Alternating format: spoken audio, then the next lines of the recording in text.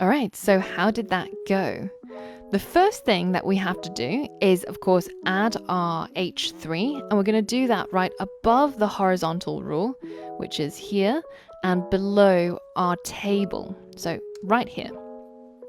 And we're going to create something that's called skills, and then we need to make a new table. And this table is not going to have any headings because we don't have any headings over here, but it is going to have some rows and some columns. So let's make our first row using TR, and let's list our first skill inside a TD.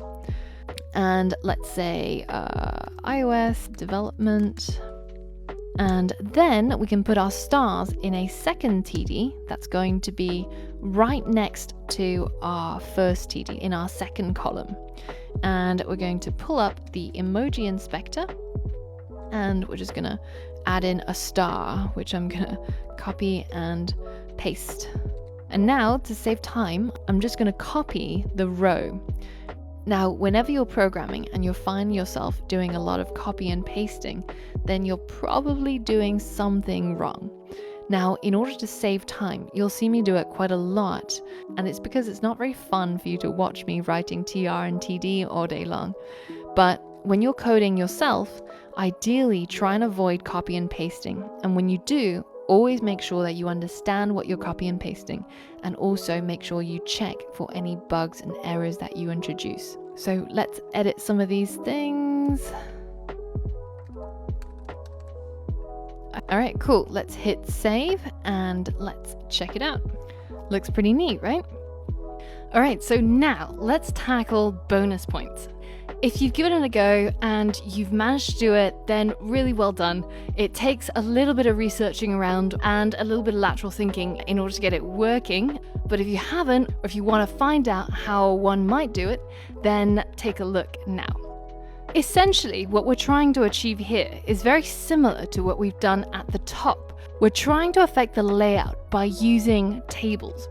So essentially what we want is a table that has 2 columns or 2 table data cells, and in each cell we have a separate table which itself has 2 rows and 2 columns. So the solution is essentially going to be a nested table.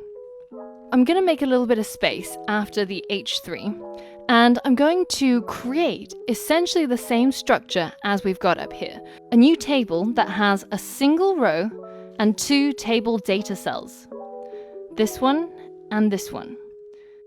Down here, I'm going to create a brand new table, and then I'm going to create a TR or a table row, and then I'm going to create 2 table cells. Now inside that first table data cell, I'm going to place our existing table. So I'm going to cut it and then I'm going to paste it in here. And then I'm going to grab another copy of this table and then I'm going to paste it into the second table data cell of the first level table. So right over here. Now, this structure is a little bit confusing, and this is one of the reasons why using HTML to affect the layout is not a great idea. But by doing this exercise, you do get to grips with using tables, table rows, table datas, and if you've managed to complete this challenge, then you should understand the ins and outs of how to create tables using HTML. So now if we hit save and let's take a look at our work, you can see that we've got a single table with 2 tables nested inside, and we've managed to achieve this kind of structure. Now feel free to keep this layout or revert to the previous layout before the bonus challenge. It's completely up to you, or even design it however you like, with as many tables as you need. But I'm going to get rid of this nested table because it makes it really complicated to see at a glance what's going on. So I'm going to remove this top level table, and everything below this closing table tag I'm going to delete. And I'm going to get rid of some of that space. And we're back at where we were before the challenge, and I'll hit save to continue from here. Let's finish off by just giving our tables a little bit more spacing so that everything looks a little bit more spread out. So go ahead and add the cell spacing attribute to both of your tables and give it a value of, say, 10 pixels.